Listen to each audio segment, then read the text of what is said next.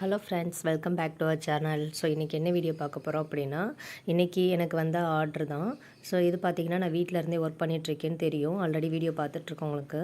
So இது பார்த்திங்கன்னா உங்களுக்கு இப்போ வேலைக்கு போக முடியலை, வீட்டில் இருந்துகிட்டே நம்ம ஏதாவது பண்ணணும், நம்மளுக்கு வந்து டெய்லரிங் தொழில் தெரியும், நம்மள்ட்ட மிஷின் இல்லை. ஸோ இந்த மாதிரிலாம் யோசிச்சுட்டே இல்லாமல் நம்மளுக்கு என்னென்ன தெரியுமோ ஃபஸ்ட்டு அதை யோசிங்க. ஸோ அதிலேருந்து நம்ம என்ன பண்ணோன்னா நம்மளுக்கு மணி ஏர்ன் பண்ண முடியும்னு யோசிங்க.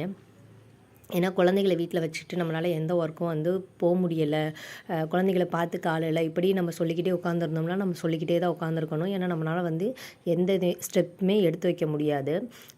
நம்மளுக்கு என்ன தெரியுன்றதை ஃபஸ்ட்டு உட்காந்து நம்ம ரொம்ப யோசிச்சு ஒரு மாதிரி ஸ்ட்ரெஸ்ஸில் தான் போவோம். நம்மளால் வந்து ஒன்றுமே பண்ண முடியலையே அப்படின்ற மாதிரி நம்ம யோசிப்போம். அதுக்கப்புறம் வந்து நம்ம என்னடா இது நம்மளுக்கு இப்படியே தான் போகுமா அப்படின்ற மாதிரிலாம் யோசிப்போம்.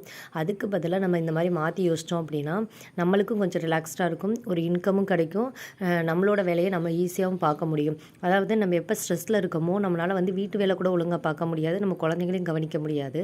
ஸோ அது வந்து ரொம்பவே கஷ்டமாக போயிடும். அதுக்கு நம்மளுக்கு என்ன தெரியுன்றதை வச்சு நம்ம லைஃப்பில் வந்து அப்படியே போயிட்டே இருந்தோன்னா கூட ஓரளவுக்கு நம்மளால் வந்து சக்ஸஸ் பண்ண முடியும். இப்போ பார்த்தீங்கன்னா நான் அப்படி தான் யோசித்தேன். ஏன்னா வந்து என்னால் இப்போ வேலைக்கு போக முடியாது, பாப்பா வச்சுக்கிட்டு அவளை பார்த்துக்கவும் முடியாது.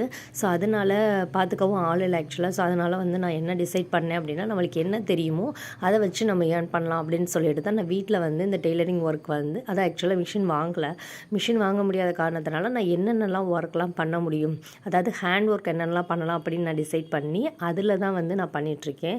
அதாவது ஹூக்ஸ் வைக்கிறது, சாரீ சொங்கு வைக்கிறது, சாரீ ஃபால்ஸ் ஃபிக்ஸ் பண்ணுறது, இதெல்லாமே ஹேண்டில் கையில் என்னென்னலாம் ஒர்க் பண்ண முடியுமோ அதெல்லாம் தான் நான் பண்ணிகிட்ருக்கேன்.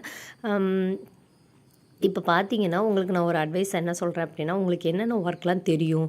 இப்போ நீங்கள் நல்லா டியூஷன் எடுப்பீங்க அப்படின்னா ஈவினிங் டியூஷன் எடுக்கலாம். அப்படி இல்லை அப்படின்னா வந்து உங்களுக்கு என்ன ஒர்க்கு தெரியுமோ அதை நீங்கள் வந்து ஃபஸ்ட்டு லிஸ்ட் போட்டுக்கோங்க.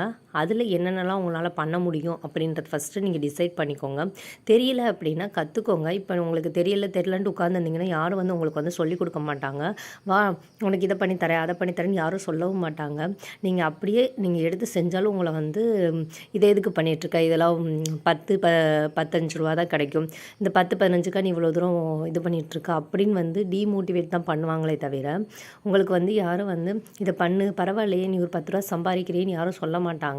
ஸோ அதனால் வந்து நம்மளே தான் நம்மளை வந்து மோட்டிவேட் பண்ணிவிட்டு நம்ம வந்து முயற்சி பண்ணி நம்ம வேலை பார்க்கணும்.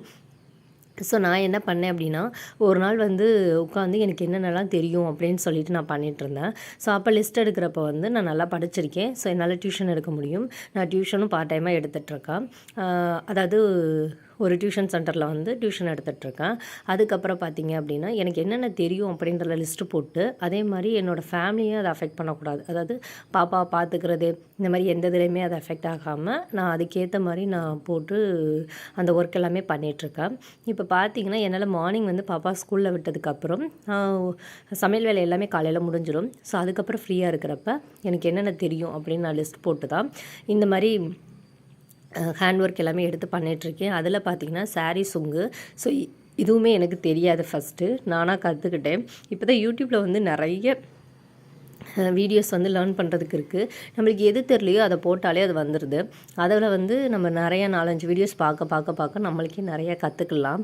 அதே மாதிரி கற்றுக்கிட்டது தான் இந்த சுங்கு போடுறதும். எனக்கு முன்னாடிலாம் இது தெரியாது.